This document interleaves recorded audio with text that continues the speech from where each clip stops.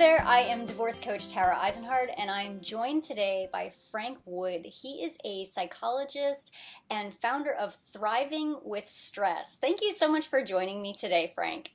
Well, it's good to join you, I look forward to spending some time with you on the podcast today. Yeah, so let's talk about this. Stress is kind of an interesting topic. Can you tell us a little bit about how you came to this work and why it's so important to you? Sure. One of the things that I've realized is stress is everywhere, and it's really not going away. And many of the people I've spoken with think that they can control it or deny it or avoid it. And if we're honest, that's a naive approach, I believe, in addressing this common thing called stress. And years ago, when I was learning to become a psychologist, I had the privilege of working with older adults in nursing homes as well as adults with developmental disabilities. And I noticed a very similar, I'll call it a flight path, where they would start out okay, kind of calm, and then they get hit with a headwind. Life wouldn't be giving them what they wanted, and immediately they would demonstrate, I'll call them symptoms. And as a psychologist, Tara, I'm good at identifying whether it's depression or anxiety. That would be, I'll call it the fruit of stress. And in the midst of the headwind, people would, in a sense, demonstrate their symptoms. So everybody, almost everybody, okay, I'll say everybody, starts out at a place where you're kind of calm. And over the course of a period of time, let's call this a path that we're on or they're on, they go from calm to stressed out. And I noticed that this was common from person to person to person. And so I realized, why not develop a training program that helps normalize that path that all of us follow some of the time, go from calm to less calm or calm to stressed out. And it's been exciting over the last 6 years. I've taught this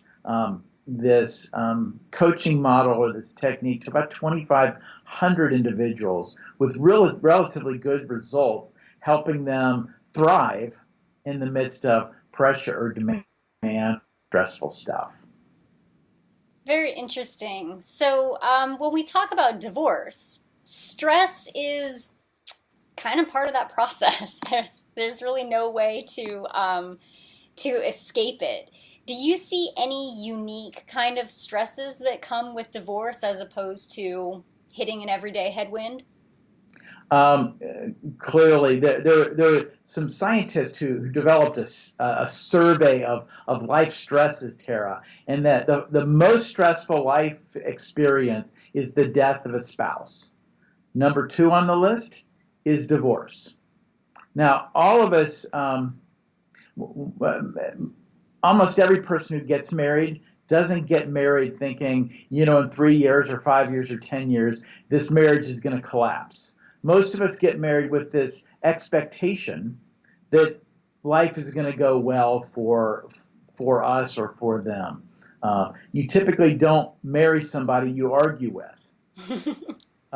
But over the course of time, people change or circumstances change or people in their humanness will make mistakes. And this precursor to divorce is the experience of being frustrated.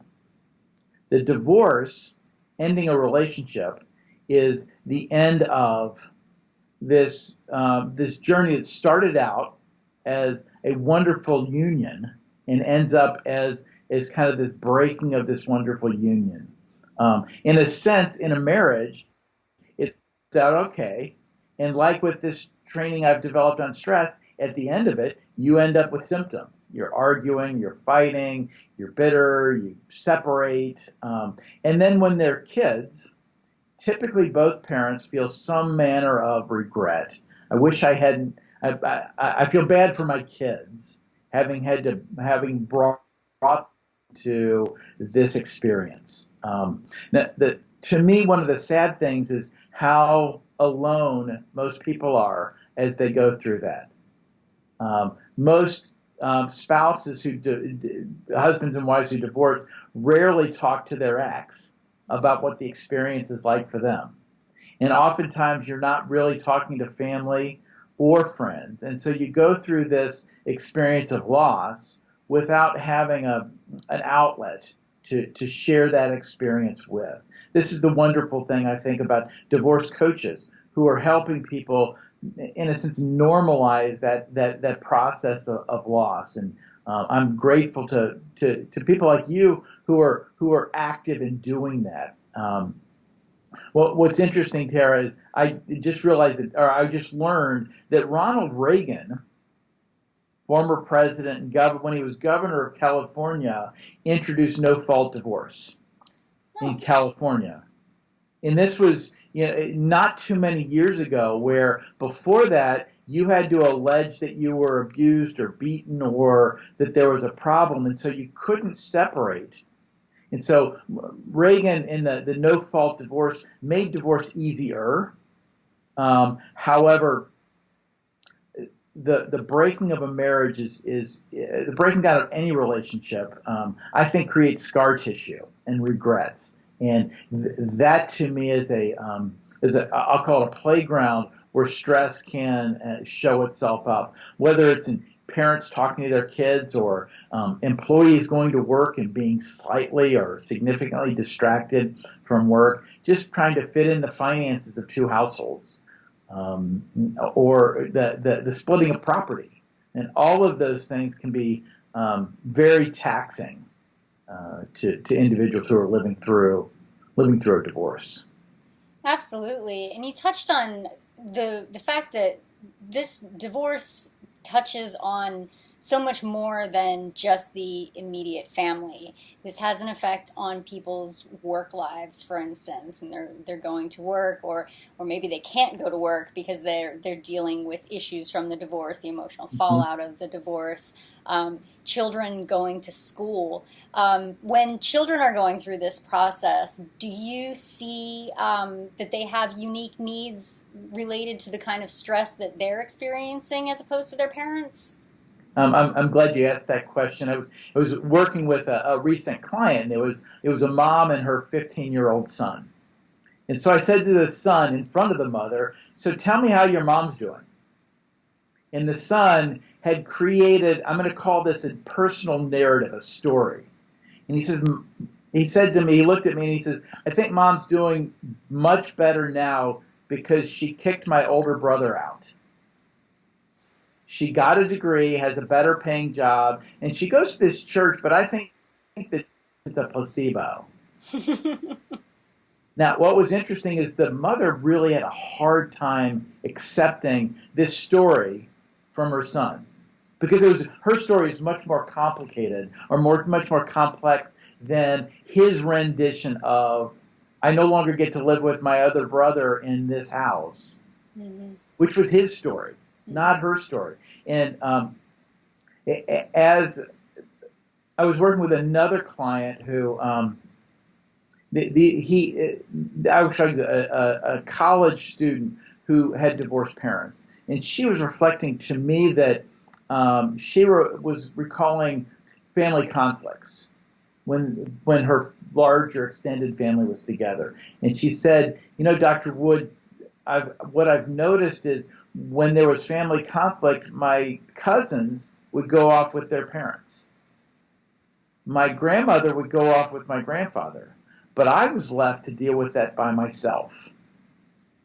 And if you just think about if this is the storyline that gets pulled into a job interview, or conflict with a college roommate, or breaking up with a boyfriend, that can really muddle that young adult's ability to, in a sense, make sense. Now, the 15-year-old, if the mother begins to invest some time, will expand his story to say it is more complicated. And if he's honest, he'll know it's more complicated. But as people begin to appreciate, be curious or interested, the story or the personal narrative of the other person in their family, whether it's a parent with their child or a child with the parent, One last story is a friend of mine divorced. His daughter just got engaged. And I asked him, have you shared with your daughter what your marriage was like to her mother? And he looked at me and said, I'd like to, I just don't know how to do that. And so the whole storyline of marriage, it gets fractured in divorce. And then the capacity to be okay with the experience of another person. Now, Tara, this isn't just for divorce. This morning I met with an 88-year-old who's struggling with dementia. And he was asking me, how do I involve my wife in my dementia, because I know that I'm losing my ability to make sense of my reality. So I believe this personal story, this personal narrative is a part of all of our journeys, but it becomes more alive, at least from my experience, in the lives of both adults who are getting divorced as well as their children. Does that make sense? It does. And in my experience, the narrative changes so much, like you said, between the 15-year-old and the mom. People look at the same situation and have a completely different experience. They bring a completely different storyline out of that. And what I always encourage families to do is to make sure that they're making time to talk to each other as they're moving through this process, because if they don't have those conversations to exchange those stories and validate each other's stories, then that fracturing just continues to get deeper and deeper. Parents often make a lot of assumptions about how their children are feeling based on, how the children are acting without having had a conversation, without asking. And there's a lot of, ignorance really that happens when we don't talk about this, and then people don't know how much stress is really coming into their family. And of course, if they don't know that it's there, they can't deal with it. Correct. And what's interesting is my friend about his child's marriage said, maybe I'll just stuff it and she'll figure it out, which is, to me, that's a sad approach to problem solving. Or I'm sure she's okay. This presumption, like you said, or assumption that your child is okay. What's really interesting is this same friend, his ex-wife's father passed away, and he called me. This was called telephone therapy, I guess. He said, "How do I express to my ex that I cared about her dad?" And I laughed, and I'm not sure. Laughing is the most appropriate thing to hear when we ask a question. And my response was, how about with your mouth and your words? Like, call her up and say to his ex-wife, I'd like to be there and supportive to both you and our kids. How would that work for you, and what would be most okay with you? To me, Tara, it's almost sad that we become almost disabled and disrespectful to that person who at one time we loved enough to say, yes, I do. And if we can have the courage or the confidence to settle ourselves so that we're more appropriate. And this goes back to my training, Thriving with Stress. One of the important lessons that is taught in that training is that the only things that are stressful are things that are important that we're not getting. And so most people are not upset if a stranger gets a flat tire. However, if they get a flat tire, it can ruin their day. And if in the midst of a stress response, often our mind will flood with thoughts and will fill with emotions. And in that moment, we can become very distracted. And we lose our ability to, in a sense, engage with purpose. If we begin to learn to catch ourselves and respond, we have a much greater capacity to respond with empathy or tolerance in that moment. And it's my hope that through people like you and in training programs or coaching programs like the one I've developed, that more parents who are living through divorce can do that with a greater maturity. It's sad that marriages end, but they do. However, how a marriage ends it can vary so much from person to person to person. And with contentious divorces, it almost is the work really starts at the end when the divorce happens. Because each of those parents, the next morning, their feet will hit the ground, and they will then have a co-parent who doesn't live with them, who's responsible, in a sense, with them to raise their children. Now, I don't think most people going through divorce have that in mind when they're separating. However, that day after, the reality of that truth is alive and well, and it's those people who I and my team would really like to impact, so that the kids don't have to have that awkward or uncomfortable feeling when they're with their friends, or when they're talking to their mom or their dad, or I think when they're with their harshest critic, and that's when they look back at themselves from the mirror and see themselves. And so many of us live kind of quietly sad, or quietly not quite connected. Those who realize they're not alone, that their story is true and valid, they have a much greater capacity to be resilient as they're interacting. To me, it's been amazing to see divorced individuals who become more resilient themselves. That their output, their rattle, their kind of being there but not present, leaves them, and they're just even in the midst of the second most stressful life event of divorce. I think there's so much that you said there that, and I really agree. I think that the tables are turning, and there are more and more professionals out there that are trying to help people to move through this process in a more mindful manner. But you're absolutely right. So much focus goes into the conflict. And I like to call it the war mentality. We look at divorce like, two exes are enemies, and they've each hired a general to strategize their battle, and they want to fight it out, and they want to win. And of course, nobody really wins. There's just a whole lot of loss. But you're right, they go through this process, and for months or sometimes years, they're focused on fighting this battle and winning this war. And then when the final decree comes down, then it's over, and they have to work with this person for the rest of their lives. And they have children, they're going to have grandchildren, there's going to be birthdays and anniversaries and weddings and all of these life events that are still going to happen. And they've spent all of their money and all of this time not talking to each other.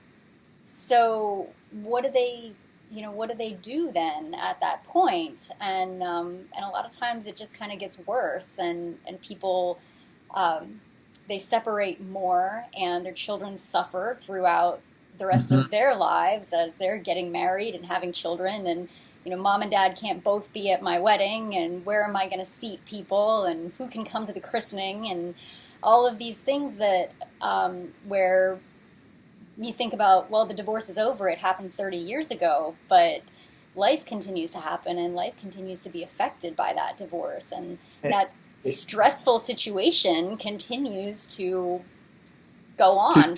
To rear its head. It's interesting, Tara. I was talking to a college fraternity brother, and he learned that I was interested in supporting people living through divorce. And he said, Frank, my parents divorced when I was 14, and they still can't stand each other. The analogy that I like to share is, if you had a house and you never weeded the garden, you'd have really big weeds. And the reality is, when people have children, whether they stay married or get divorced, they still have children. And so it's important to weed that garden. Well, anybody who's weeded a garden, what you have to do is you have to get off the sofa or the chair and walk outside. It's best to weed it, I think, after it's rained, because the ground is. But what you realize is that the house looks prettier if it's been weeded. The garden looks better if it's been weeded. The sidewalk looks better if it's been weeded. However, that takes effort. And if individuals who are living through divorce can take a longer term perspective, if they can choose to, in a sense, sacrifice a little, the byproduct of that or the fruit of that is so much more productive. And it's amazing to me how resilient kids are, even in the midst of divorce, and how much more capable an ex-husband and ex-wife, they can actually interact politely if they choose to. Mm-hmm. However, they see that look on their ex's face, or their ex is now dating somebody who they're intimidated by or feel superior.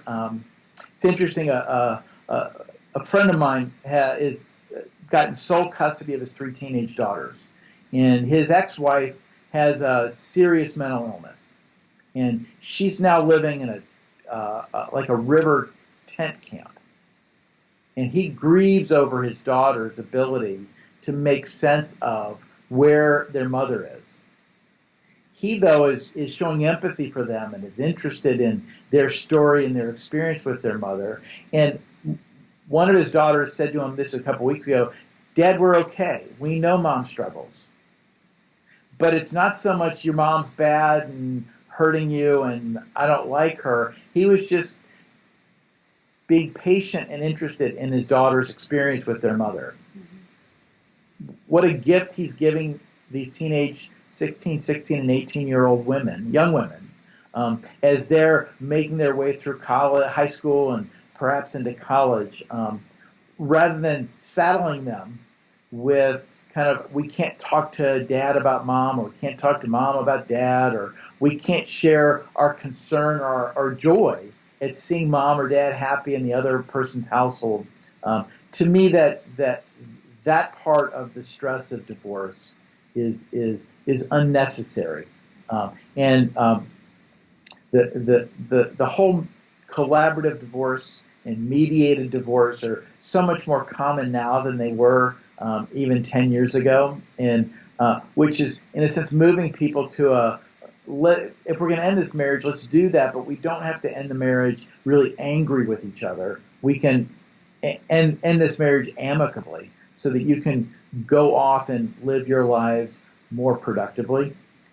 And that's a worthy aim for the hundreds of thousands of couples who are divorcing every single year. Absolutely. I always say that I love divorce, and people think that's so strange. But one of the reasons that I love divorce is because it's such an opportunity for people to really embrace who they are and live their lives the way that they want to. And it's an opportunity for parents to teach their children skills about dealing with life. And what you mentioned with your friend and his teenage daughters and their mother is something that's so powerful, because children are watching and they're learning regardless of how old they are. And mm-hmm. when they're seeing the way that the conflict is handled throughout the divorce process, they are going to take those lessons and they're going to carry them with them off to college and into the workplace. And what a great opportunity in an unfortunate situation, but to be able to sit there, to be compassionate, to be empathetic, to be understanding and concerned and have those conversations as a family. I think that's beautiful, and it really deepens those relationships. It really deepens the bond as opposed to tearing the family apart. Now, one thing I would like to share is figuring out that you need to do it. Okay, I'm going to choose to be nice to my ex. And then learning how to do it are two different things. So wanting to do something and then having a skill set that gives you a capacity to do that thing, or I believe requires some kind of learning. Now, one of the things that I know is to learn a new skill really requires 4 things. You have to have a desire to learn the skill. You have to have the skill that you want to learn. I believe then you need some kind of expert. This could be a coach like you or a person who's training like me. And then all you have to have is a little bit of success. And if you have that success, I call that early mastery. So I can learn to catch myself and respond more productively in a heated situation. And if a person learns that and has some success, then what I believe very quickly is that skill generalizes. And so they'll use it with their kids or their ex or at work. Where I learned this, Tara, is watching children ride a bicycle or learn to ride a bicycle. And I think it takes about 30 minutes of total time to really learn to ride a bicycle. Now, that 30 minutes might happen over a couple of weeks. But all the child has to have to learn to ride a bicycle is that moment of balancing, pedaling, and holding the steering wheel or the handlebars. And when that happens, and I've seen this in child after child that I've watched learn to ride a bicycle, this internal confidence just hits them. Mm-hmm. It's also true with driving a stick shift car. But in my training, I've seen this happen with managers with their direct reports, or with exes and their children's other parent. I've also seen it with children, adult children more, and interacting more productively with their parents. But when you learn how to manage yourself more productively, that's not something that you really easily forget, and which is where I believe more emphasis can be or could be given for those living through divorce to support them in not so much counseling, but in skill development. How do I handle holidays? How do I encourage my rambunctious or out of control child who's struggling with my divorce to actually go to school? How can I encourage my kids to be respectful to my ex? Even more, and I think that this is almost gives me a headache. How can I help my ex to win with my kids? And if parents could help their exes win with their kids, what a difference that could make. Well, I don't think that's going to happen just because I hope it does. I believe that people are going to have to choose that. But if more and more people chose that, oh, what a difference the lives of the children living through divorce and or holidays post-divorce where exes might even celebrate that together. Yes. That's, as a child of divorce who has celebrated Thanksgiving with both of my parents at the same table, I can say that is such an awesome experience to know that, we're still family, regardless of what the legal documents say and where people live. It's really, really incredible. So you actually have on your website, people can go to your website and they can go through, you have a little tool, a quiz on there for people to kind of look at how much stress they're under. Can you talk about that a little bit? Sure. One of the things that I've used in my Thriving with Stress training for years now is a tool called the Perceived Stress Scale. And it's just 10 questions that, in a sense, help you reflect on how stressed out you are with life circumstances. Well, the author of that survey or that questionnaire has given me permission to personalize it or make it more appropriate for divorce. And so my team and I have tailored that questionnaire to help people better understand how stressful am I in the midst of this divorce, whether the divorce is occurring or the divorce is over. And honestly, I think post-divorce can be as stressful as living through the divorce and sometimes the regrets that happen. And so we offer that as a complimentary, as a free tool that people, anyone who's living through divorce can take. It's also appropriate if you're interested, if you just ask your kids to fill it out. And the wonderful thing is it's self-scored, so it scores online, and you'll get a report that describes one of 3 stress zones. You're not stressed out at all. You're moderately stressed, or stress is really an issue. And then we include some suggestions or recommendations on how you can most appropriately deal with the pressures, the demands, the stressful stuff as you're going about your day. That's wonderful. It sounds like it can be really helpful to a lot of people out there. Well, and to me, it's amazing how people downplay how stressed out they really are. People think, and when you're asked by a friend, that often the common response is, "I'm fine." Mm-hmm. But then your eyes leave that friend, and what then comes out of you, maybe not verbally, is, but I've got this issue and that issue and this issue, and but you're probably not interested in me sharing that, so I'm just going to tell you I'm fine. And then have that kind of almost empty feeling inside as you're walking back to your cubicle, or even worse, as your kids leave your house to go to your exes. It's just like, and so many times we engage in relationships and we're not fully there. I've been, I'll call it, mentored by a person who does Zen Buddhism. And this mentor shared with me a number of times, Frank, when you're drinking a cup of tea or washing dishes, if you're worried about the future or you're concerned about the past, you're not drinking a cup of tea or washing dishes. You're distracted in that moment. And in our interactions with our kids or at work or with our friends or with family, if we're slightly distracted, we're not fully there for that friend or that family member or our child. It's my hope that in my experience, Tara, that people can learn to be more present in the moment.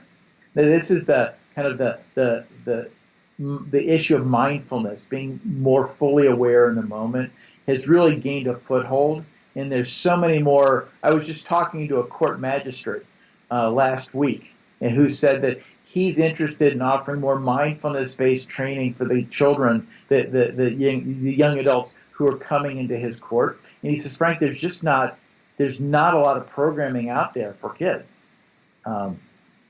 More and more that kind of programming on mindfulness is available, and that's a training or a discipline of life that is very useful in helping people manage themselves in the midst of I'll call it, heated times.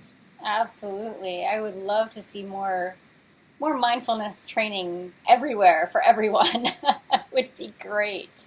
But especially for children, I think that would be hugely powerful in multiple areas of their life, really. So if we have some viewers here who are curious and would like to take the stress quiz that you offer and look up how to contact you and connect with you, how can they do that? Where can they find you? You can reach me on my website, Thriving with Stress. That's THRIVING with stress.com. And then we've got an online training, Tara, that's targeted just for the stress that goes with divorce. It's, the website of that is Your Resilient, RESILIENT, divorce.com. Fancy word that basically means the ability to bounce back more productively when you've been knocked down. Yeah. Fantastic.